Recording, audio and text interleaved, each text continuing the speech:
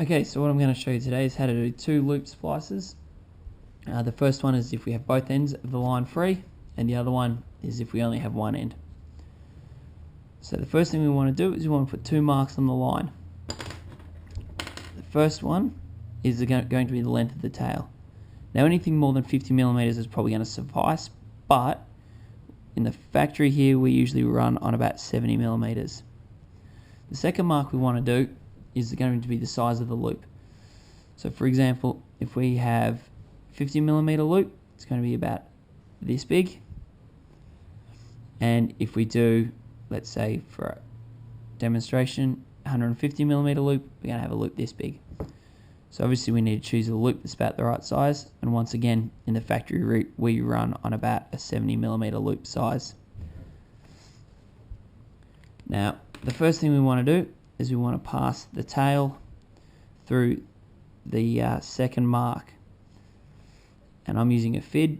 A lot of people use wires, homemade tools, needles and eyes, things like that.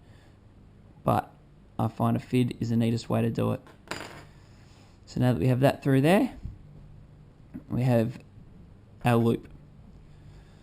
Now the trick to making any loop splice work is creating a lock. Now a lot of people say you need to stitch your splices, and that's usually because they've done things like pass this back through and then up, but you still end up with a problem of the tail slipping out as such and coming undone. With a lock you won't have that problem. So what we need to do on the back side is pass that free tail back through. Yeah. And what we end up with is a nice load-bearing lock. So here's the loop, and as it loads up, it pulls the lock together. Now that will carry the majority of the load. The only way that's ever going to come undone is if this becomes unplaited, which is pretty hard to do at the best of times, and then once I pass the tail up in here, it will be a non-existent problem. So to pass the tail up, simply open the weave up a little bit so we can get the fit in. Pass it up nice and neatly. And once again, there's many tools to do this, but I prefer a fid because I find it gives me the neatest result. So we just pass the tail into the fid, and off we go. That'll be right. Now the camera's on. It won't work. There we go. So that is how we make a nice, neat, load-bearing loop splice that doesn't need stitching. Now what do we do if we only have this end here? Say the other end of this is tied onto something, or it's spliced onto a block that we can't actually pass through with the fid.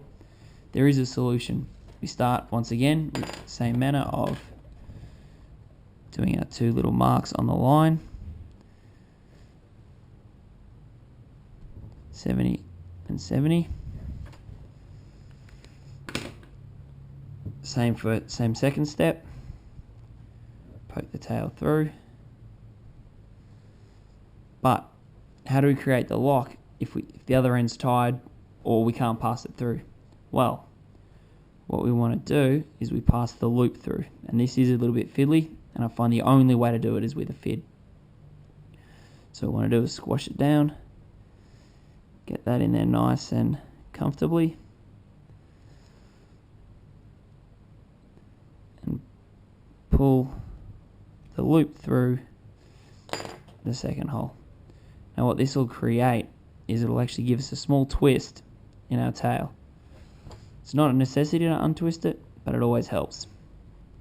And it will actually increase the load bearing capabilities of the splice, although very marginally. See, now we have our nice lock exactly as we had before. Just pull these together nicely, get a nice lock. We can pass the tail back up in here, and once again we'll have a splice that doesn't need stitching, and I'm told is stronger than a bowline, not to mention the fact that it is significantly neater. And we'll run through and around things without snagging. And there we go. Now we have two loop splices that are exactly the same. That's how we do a loop splice.